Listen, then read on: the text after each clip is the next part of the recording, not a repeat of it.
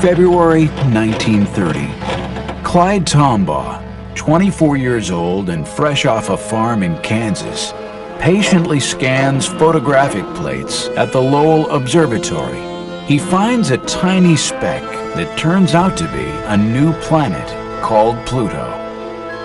But in the 75 years since then, our close-up views of Pluto and its giant moon Charon still only come from the artist's imagination.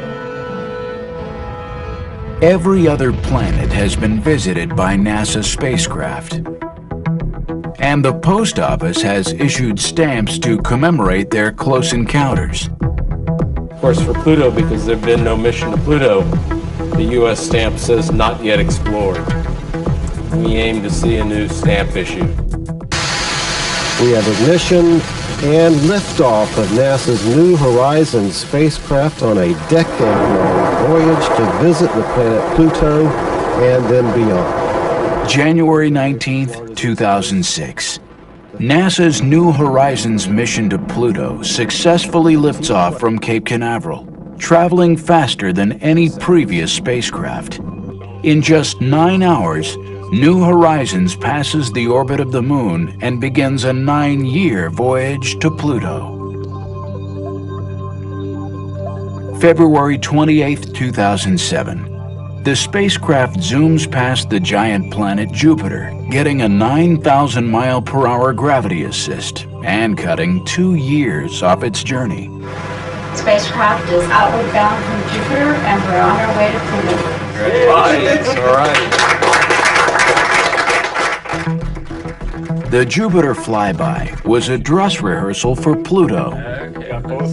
We got the night show. Oh, wow, look at that. Oh, yeah. New Horizons science instruments return detailed images of Jupiter's clouds, moons, and rings. If all continues well, things look good for July 2015 and the Pluto flyby. In the past decade, humans have been making amazing discoveries in the outer solar system. The very first thing I did is grab my telephone and called up my wife, and I said, I found the 10th planet. But astronomers continue to debate the definition of a planet and how the new discoveries change our evolving picture of the solar system. So now, the New Horizons mission is perfectly poised to shed light on this question and revolutionize understanding of our cosmic neighborhood. It's the ultimate in discovery and exploration. We have no idea what the surface of Pluto looks like. So we could see craters, we could see geysers, we could see patches of frost. This is purely speculation. We have no idea what we're really going to see.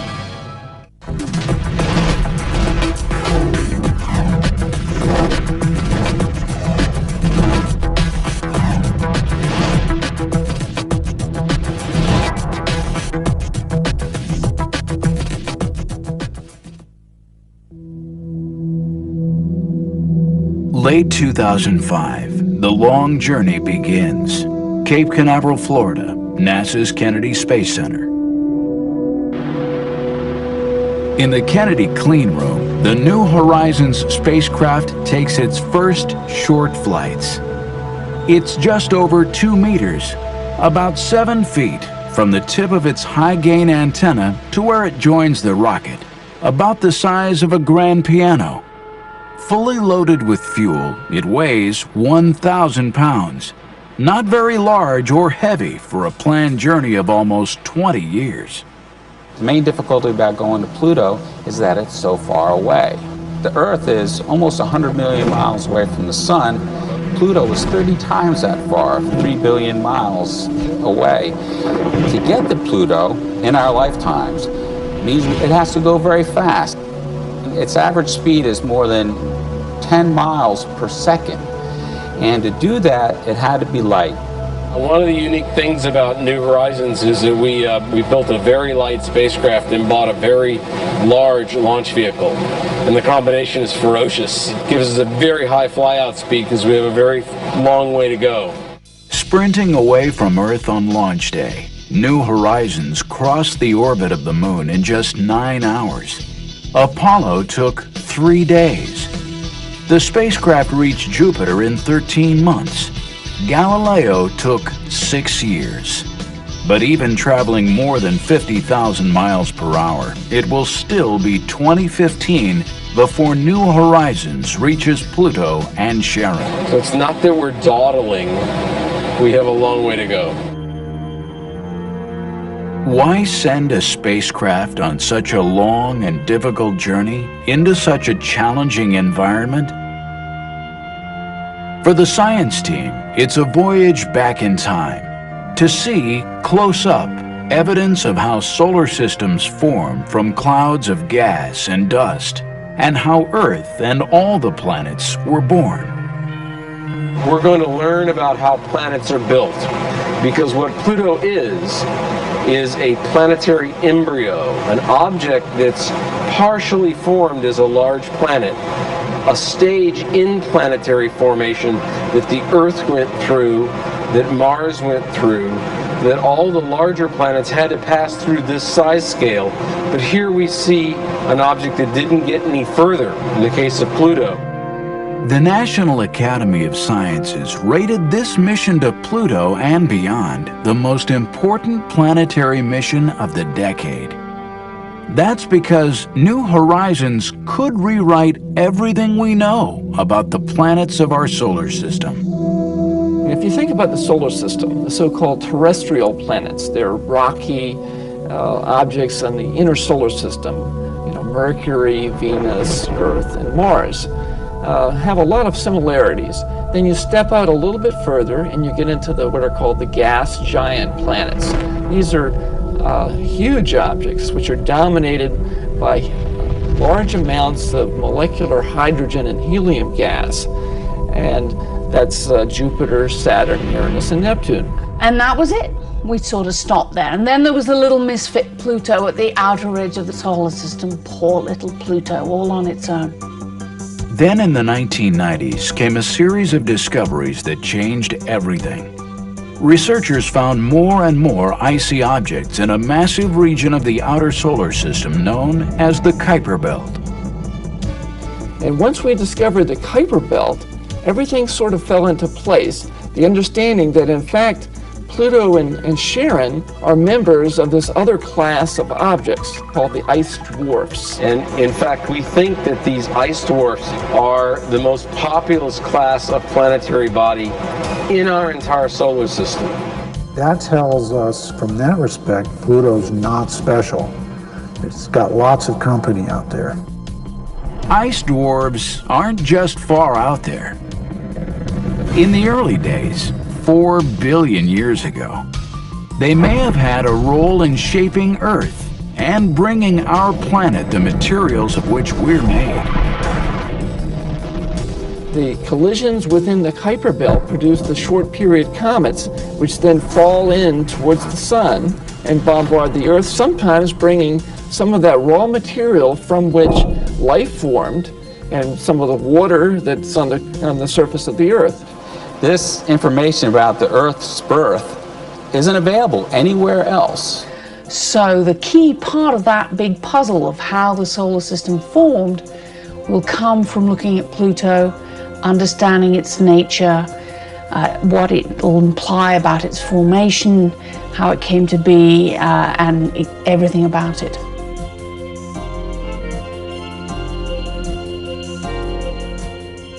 Coming up, with New Horizons safely on its way to Pluto, find out what sophisticated scientific instruments are on board to unravel Pluto's mysteries.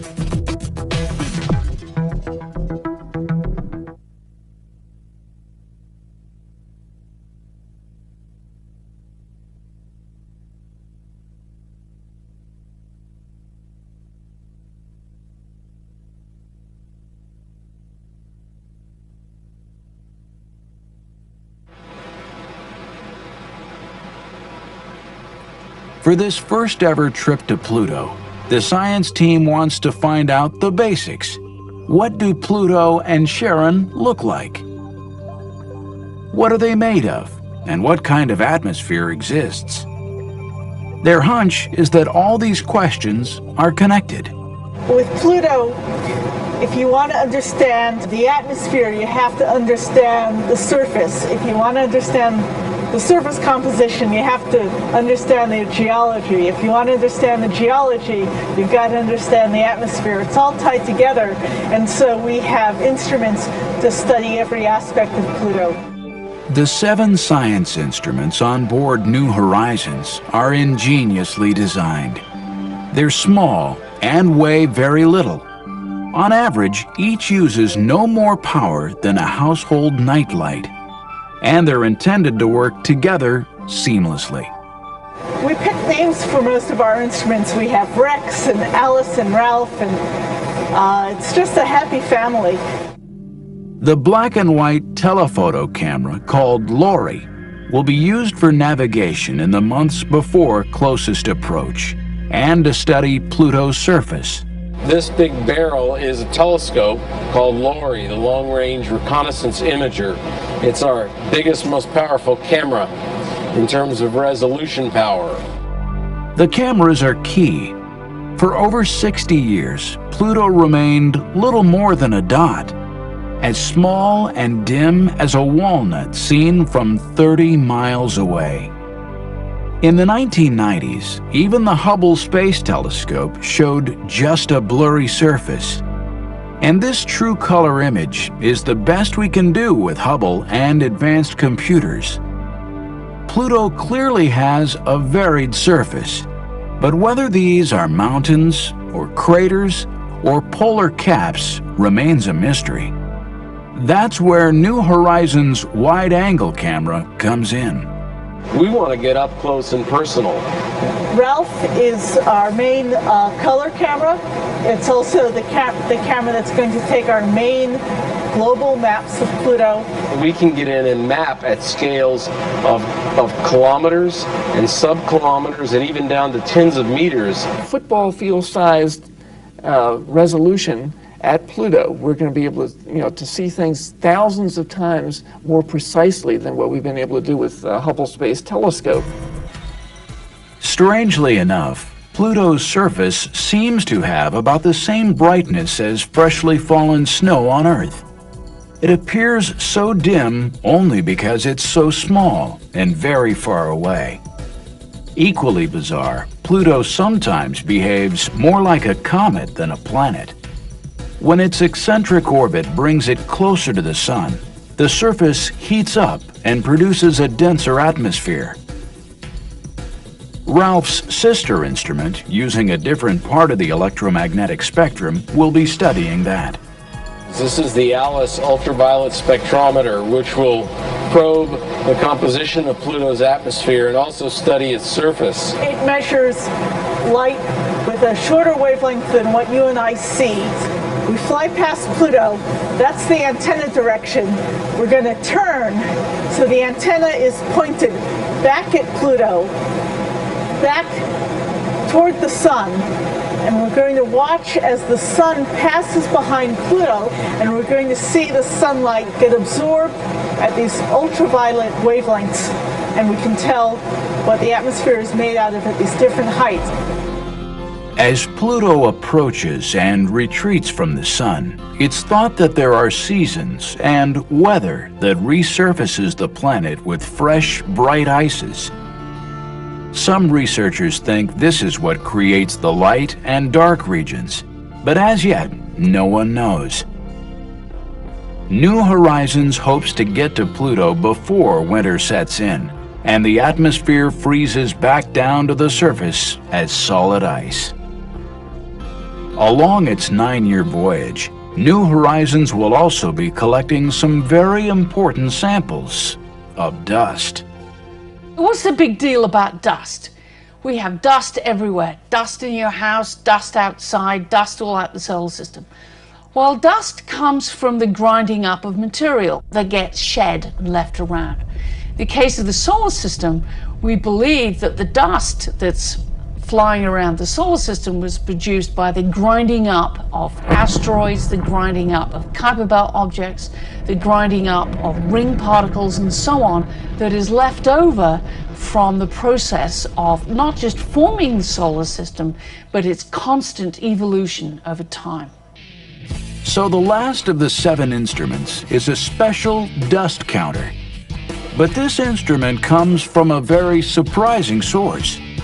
Every part, from logo to detectors, was designed entirely by college students. Its job is to profile the density of dust particles all the way across the solar system for the first time. But the real breakthrough of this instrument, it's the first time that students have been able to build a flight quality instrument on their own and fly it on a mission to a planet. The students documented their project in behind-the-scenes home videos. Our final instrument will have 12 of these dust detectors all lined up on a panel about 0.1 meters squared. Till now, no dust counter has gotten data farther out than 18 times the distance of Earth from the Sun. Design specs from the SDC are twice that and more, lasting decades, traveling billions of miles, surviving temperatures near absolute zero. Even though it's a student project, the dust counter is every bit as robust and serious as the other instruments on board. The students faced review boards of veteran scientists and engineers as part of the design process. Together, the 7 science instruments are the most powerful set of detectors ever sent on a first flyby of any world in our solar system. But making sure the Pluto flyby is successful meant a race against time to launch in 2006. And before they could ship the spacecraft to the Cape, the hardware and the science instruments all have to go through a rigorous test program. For this mission, keeping on schedule was critical. It's also important that we get there as soon as possible because Pluto does have an atmosphere right now, but it's moving farther and farther away from the sun, and at some point that atmosphere is going to freeze out. Although meeting the target launch date is critical, so is making sure that all the hardware works together like a finely tuned machine. One builds a spacecraft, you build the individual boxes and instruments first, and they go through their own tests, both functionally and then environmental tests. And that's sort of equivalent to the members of an orchestra, each tuning up. But once you build it as a spacecraft, once you've assembled it, then you're playing the symphony. And that's what we've been doing. We've been testing it as a system. And then we test it again, and then we test it about 5 more times. Once we launch this, we can't go after with a screwdriver. We can't go fix anything that isn't working. And the test program, the full-up test program, is more than a year long. A big part of the testing that gives us confidence that it's going to work in flight is the environmental testing. So we put it into an environment that's pretty much exactly like it's going to see on its way to Pluto and at Pluto. That includes a thermal vacuum tank where we put it in this big tank, we pump all the air out, it's in a vacuum just in space, then we heat it up and we cool it down just as it's going to see when it's actually in flight. And it's not just the extreme cold that engineers test for. The launch itself puts huge stresses on the spacecraft. These rockets, they're gigantic. They shake. They shake a lot. If you've ever seen a paint shaker at a hardware store where it mixes the colors into the paint, that's exactly what the spacecraft is going to go through during launch. One of the things we do is we put the whole spacecraft on a gigantic vibration table, a paint shaker, and shake it. And then test it after that, and shake it again and test it again. Test phases at APL and Goddard have been very intense. We're running a 7-day-a-week, 3-shift per day operation. Nothing was easy. Even getting to Andrews Air Force Base meant fighting traffic. Leaving home for Cape Canaveral and the final critical months before launch, the engineers in charge were a little nervous. This is pretty definitely high on the stress level curve. Getting the spacecraft moved from Columbia, Maryland, all the way down to the Cape is pretty tough. Like packing for a long trip, everything you need must come along. Test equipment, spares, tools. Everything we're doing is the last time we do it. We want to make sure every mold is exactly tight and fastened correctly. Everything's been assembled, tested. The records are kept properly because there's no going back. This is the flight built. Saturday, December 17th, 2005. Spacecraft and third stage in its closed-up fairing, like a giant fragile egg, are placed on top of a huge transporter. With 9 axles and 81 wheels, it's able to raise and lower itself to roll over bumps and up and down slopes without tilting the cargo. Working round the clock, they arrive at Pad 41 before dawn.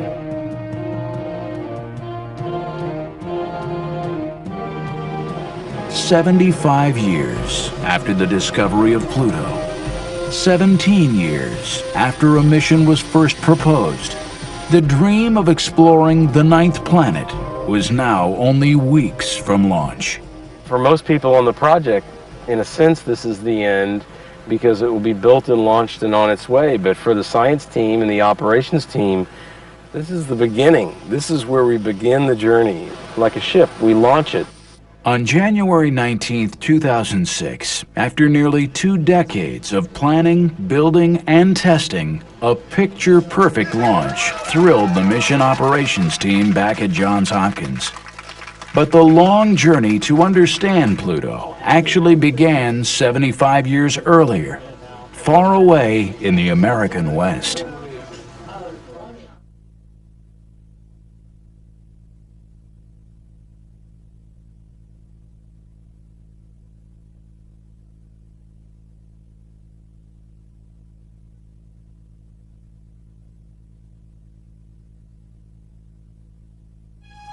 The story of Pluto's discovery begins here, Flagstaff, Arizona, the Lowell Observatory. Named for its founder, Percival Lowell, a rich Bostonian who was fascinated first by the possibility of water and life on Mars, and then by the search for Planet X, an undiscovered world out beyond Neptune. Pluto was discovered here, and the observatory remains a center of Pluto research today. Astronomer Mark Buoy personifies the ingenuity and persistence it takes to study Pluto. Part of why I like Pluto so much, because it's a cold, icy place. Buoy's role on New Horizons is to help find targets far out in the Kuiper Belt, where the spacecraft will travel after it has flown by Pluto and Charon. This homegrown instrument, named Mimir after a Norse god of wisdom, will be placed on ground-based telescopes to study ices on Pluto's surface before the spacecraft gets there. For 2 decades, Buoy and colleagues have used the best instruments available to map the planet. In the mid-90s, he and Alan Stern collaborated in using the Hubble Space Telescope to make the first direct images of Pluto's surface. Hubble has revealed the first glimpse of Pluto for the first time. And it's exciting to Mark and I and to our whole scientific team to be able to see this object that no humans really could glimpse as a real planet, as a real object in the solar system previously. In 2002, astronauts placed the new Advanced Camera for Surveys on board Hubble, and Buoy now had data for a new map. I think this map is probably the best the best map we're going to get prior to the spacecraft getting there. Pluto clearly has dramatically varied geology, though the images are still mysterious. But what a transformation from the dot of light that was Clyde Tombaugh's first sight of Pluto 3/4 of a century earlier. 75 years to the exact day and time, Observatory Director Robert Millis shows us how the discovery was made.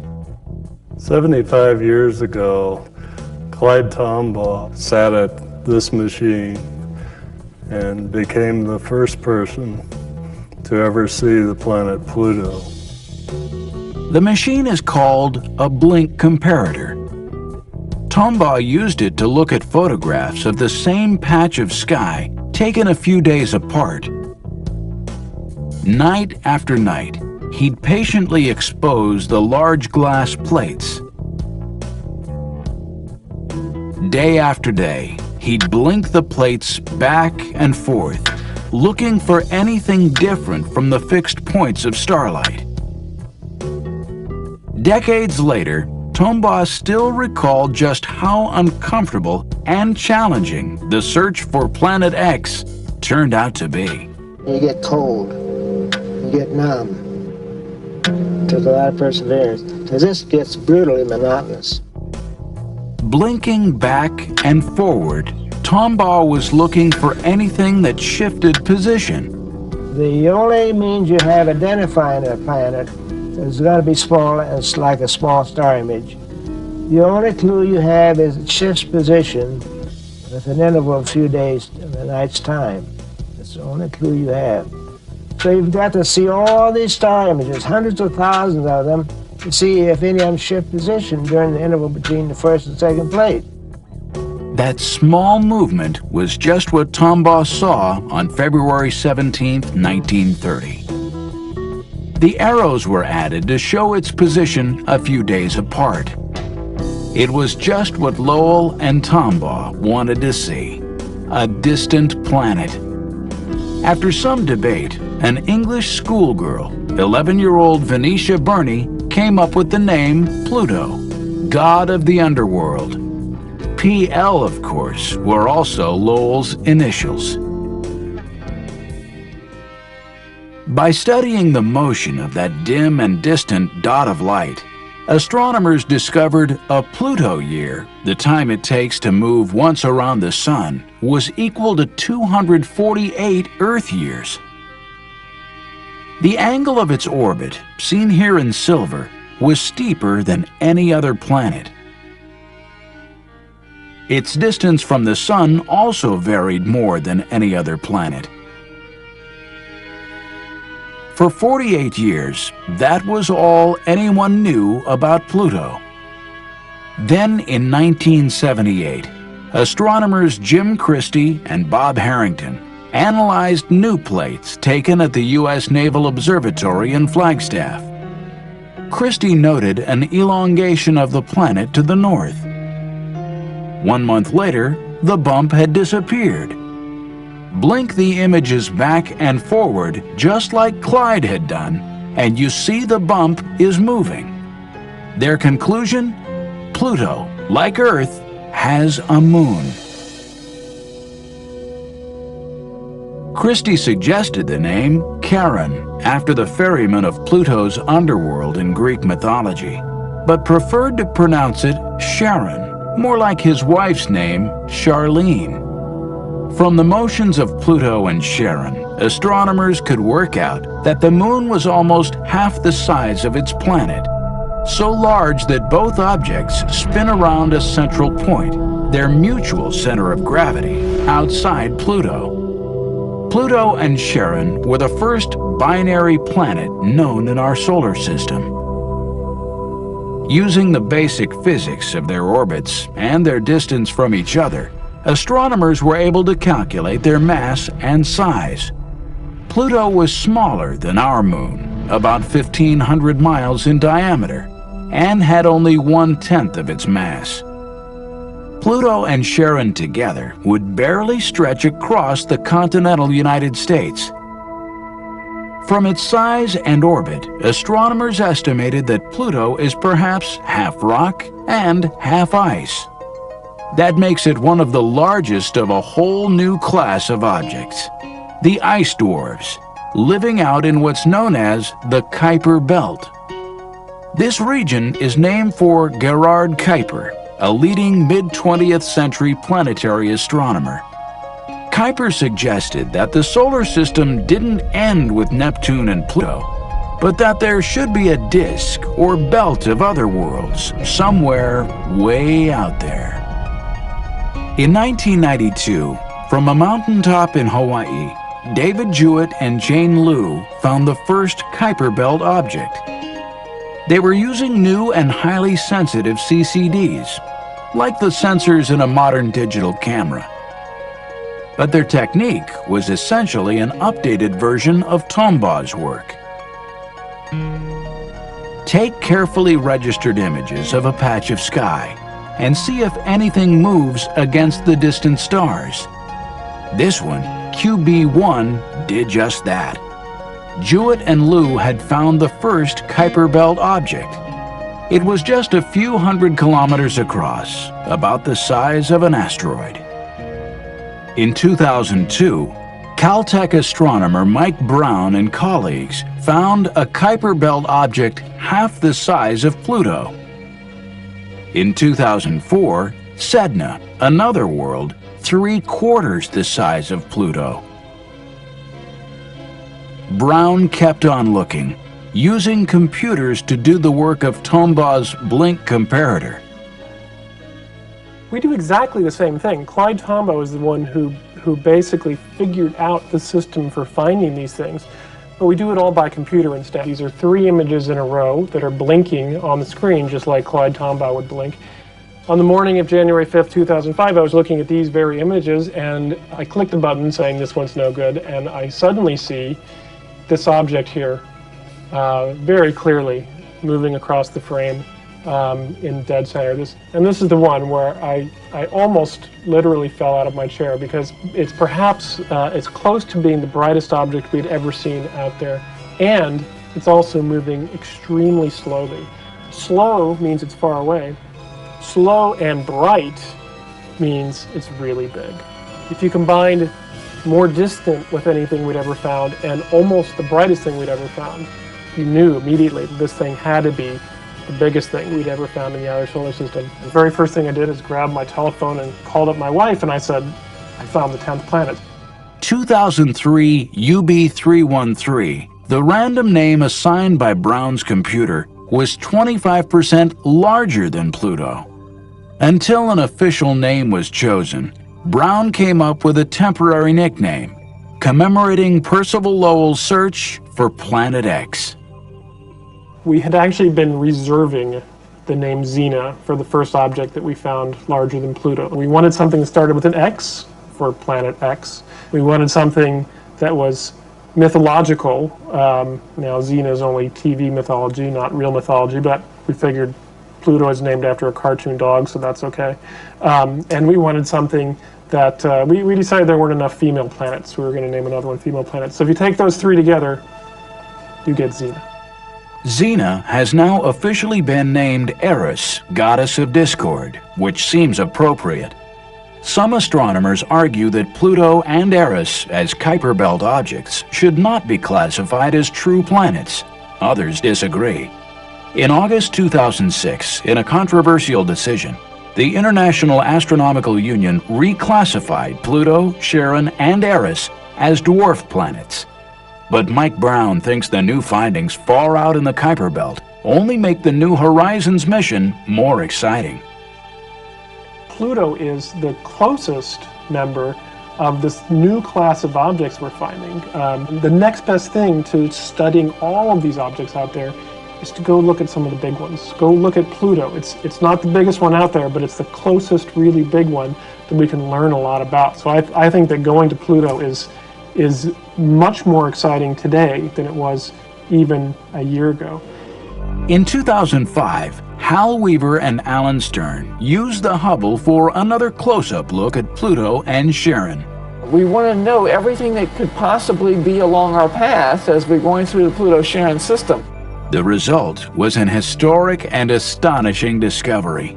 This was just incredible. In fact, it was so incredible we almost didn't believe it at first.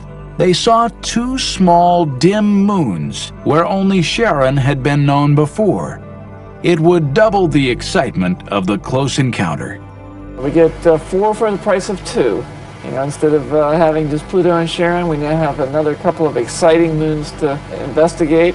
Pluto is an even more interesting place than we imagined. Mark Bowie went back and confirmed the discovery by reanalyzing previous images. He made this true color portrait of Pluto and Charon with the newest moons, Nix and Hydra. New Horizons will speed through the Pluto system in less than a day. To maximize success, the mission would use flying by Jupiter, the largest planet in our solar system, as a dress rehearsal for encountering the smallest. Early 2007, engineers and scientists got ready.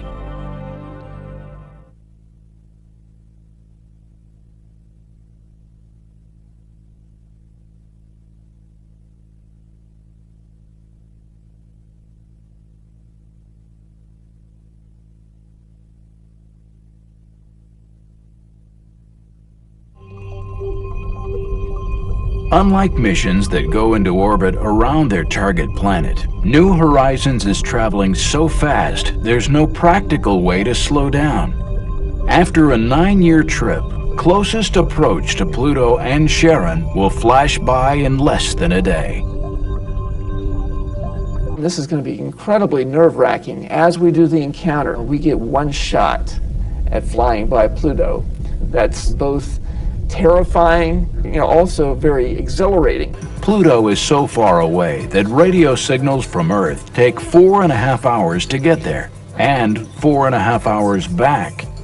This 9-hour round-trip light time means computer commands for every aspect of the encounter, from navigation to operation of the science instruments, must be programmed, tested, and uploaded ahead of time. It's very scary to build a spacecraft and then launch it and not get any data for 9 years.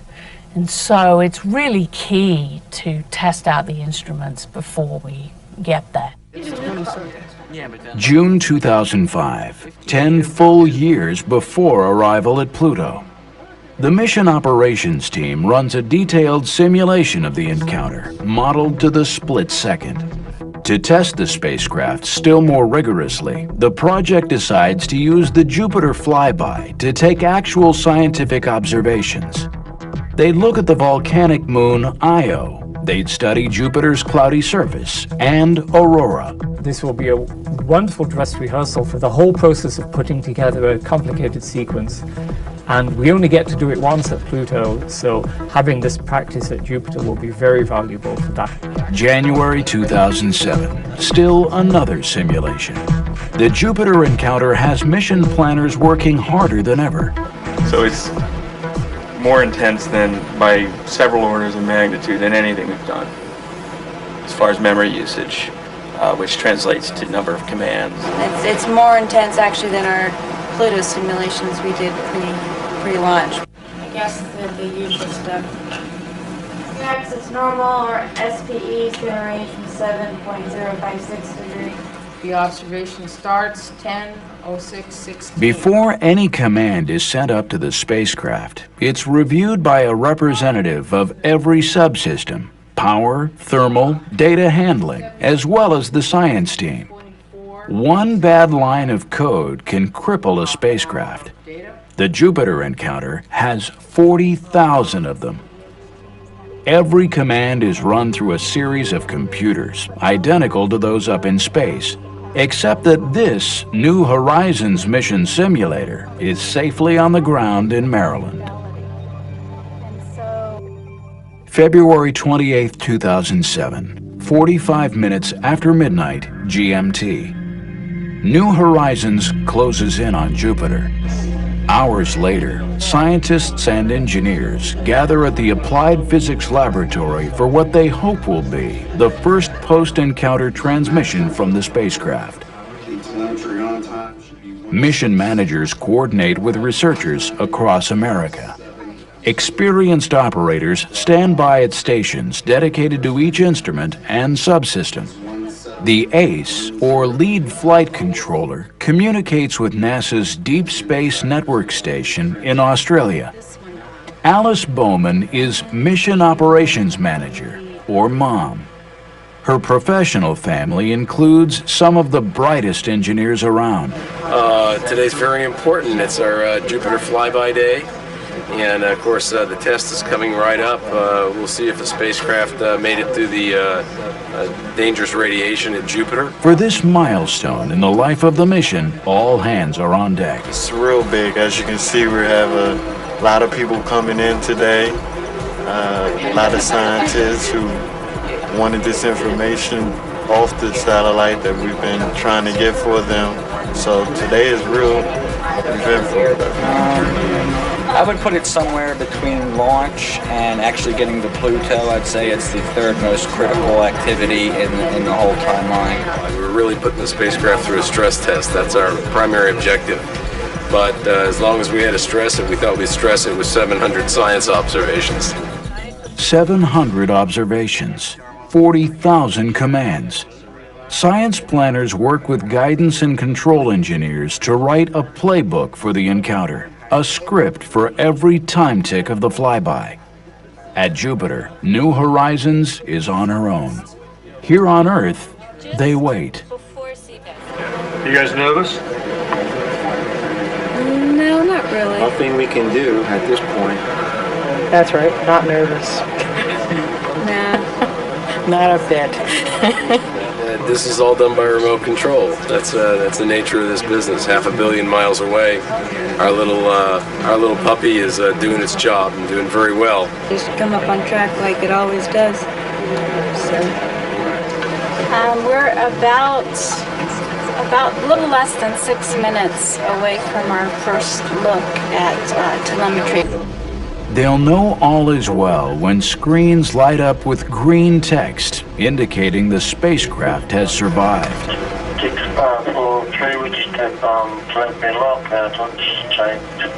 DSN Australia confirms that New Horizons has phoned home. Go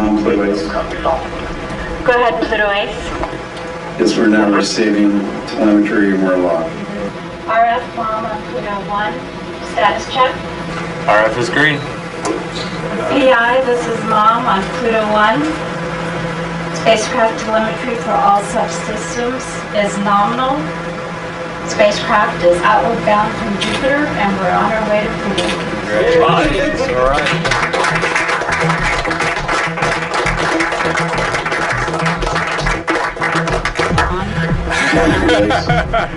Oh, relieved. We expected everything to go well, but it's good to know that it really did. Now we still have to wait for the data to come down, see what's happening with the radiation levels on our instruments, and waiting for that really good picture of Io that we should be getting in a couple of hours. Good. Everything's looking really good at this point. The station's cooperating. No problems with the station. The spacecraft's in a good state. All's well. Jupiter's not our ultimate destination. It's very nice, that we can actually get a lot of great scientific data for free, basically. We get that gravity boost, the most important thing, but after that, just getting that extra science and the extra practice for doing an encounter, which are really hairy. These encounter situations where it's all or nothing. You fly by and you don't return. We have to make sure everything works perfectly. So we're going to learn some lessons from this experience, apply them to the Pluto encounter, and hopefully make for an even better Pluto encounter.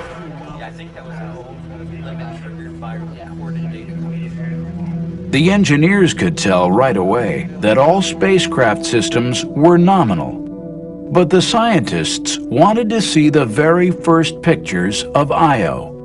They'd gotten used to fancy computer graphics depicting an imaginary trajectory and volcanic plumes. But the actual images just in from Jupiter would determine scientific success or failure.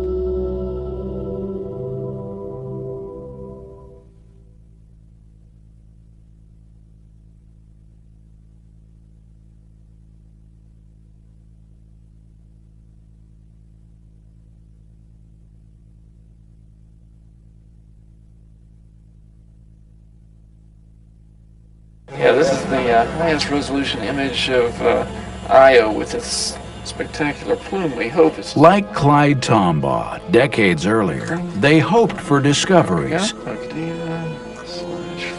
right there. Oops. The spacecraft took the images hours before.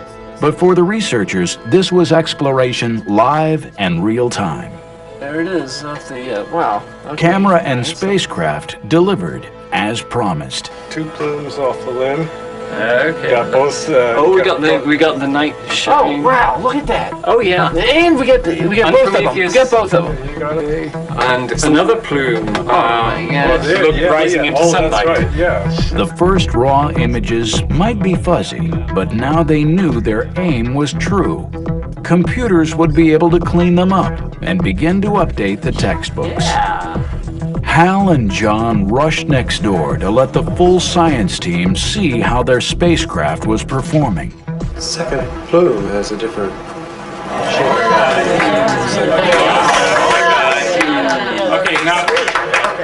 Researchers called out requests to adjust brightness and contrast to reveal details hidden in the pictures. Now they knew for sure they'd captured the volcano called Tvashtar, spewing its sulfur plume 180 miles up into space. How about that one up there? What is that? How about this one here? Is that a mountain or is that a mountain? Many of the scientists were veterans of previous missions, but precise navigation and state-of-the-art cameras were revealing the Jupiter system as never before. There was the one Voyager 1 image, the high-resolution image that showed the filamentary structure, but nothing like this. Yeah, that's important. Professional astronomers, of course, thrill at each new image. But the general public also had a role in targeting New Horizons cameras. And what we actually did is went out to some blog sites where talented amateur astronomers and planetary scientists discussed the latest findings. Like the student dust counter, this was the first time the public had a chance to shape a deep space mission. We asked them, suggest to us some of your best ideas for what we call Kodak moments, unique geometries when we could obtain something evocative. Out of this process came the idea for snapping Io and Europa lit edge-on by the sun. Stern's favorite captured Europa rising over Jupiter. It gives you that feeling that you're actually at Jupiter, and you have a view that you might not expect to have from a spacecraft, as if you were actually there, an astronaut making the flyby with New Horizons. There were 7 Kodak moments, but New Horizons returned almost 700 observations. And we have very detailed images that show us much finer structure now in Jupiter's ring system than had ever been obtained by any previous mission. The cameras had been designed to work in the much dimmer light far out at Pluto, but special software helped record the structure and dynamics of Jupiter's clouds, including both the great and little red spots. No spacecraft had made detailed observations since the formation of the little red spot. And this is not such a little spot, after all. It's as large as the Earth, practically. And we happen to be the first mission to Jupiter since the coagulation of some smaller storms into the so-called little red spot. So the spacecraft passed this intentionally extreme stress test with flying colors. Because I would have been very happy if half or more of the observations had worked out, rather than upwards of 95, 97%. Leaving Jupiter, New Horizons will fly down the planet's giant magnetic tail, another first for this mission. Then it will be time for an 8-year cruise to Pluto, with long periods spent in hibernation, instruments turned off. Well, Cruise for New Horizons is a 8-year sequence during which most of the time the spacecraft is in hibernation. And we do that in part to save money, but more importantly to save time, wear and tear on the electronics. In fact, most of the electronics boxes on New Horizons, although they will be 9.5 years old on reaching Pluto, they will only have between 2 and 3 years of on time. So for practical purposes, the spacecraft is not 9.5 years old, but 2.5 or 3 years old. Just commands out. Keeping the spacecraft young is one thing. Mission planners also had to think about who would be around to operate the spacecraft in 2015.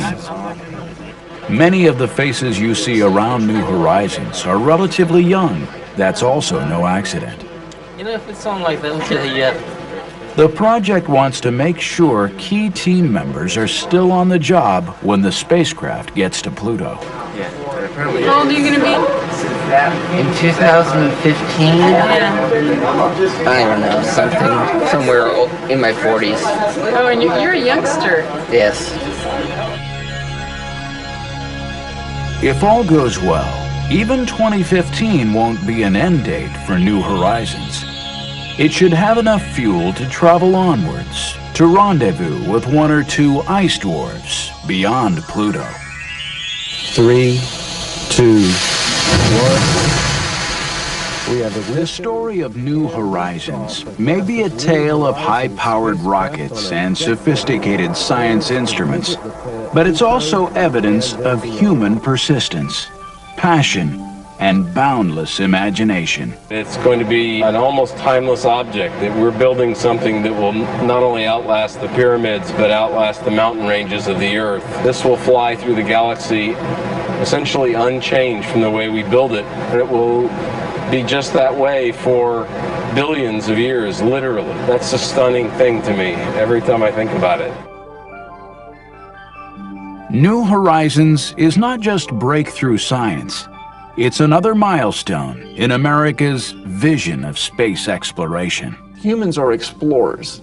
I mean, we're not satisfied just to sit still with the status quo. We want to understand our place in the universe. We want to understand why we're here. Is the Earth unique? Is life unique? And science, and in particular space science, where we're going out to study the planets, is a very important component of that process. Virtually every place we've sent a spacecraft on a first reconnaissance mission like this, that we find out that our Earth-based notions were flat wrong.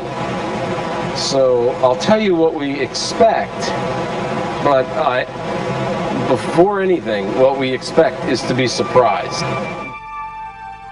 Exploring the outer solar system, because it's so far, takes a lot of time. We're talking decades rather than a few years.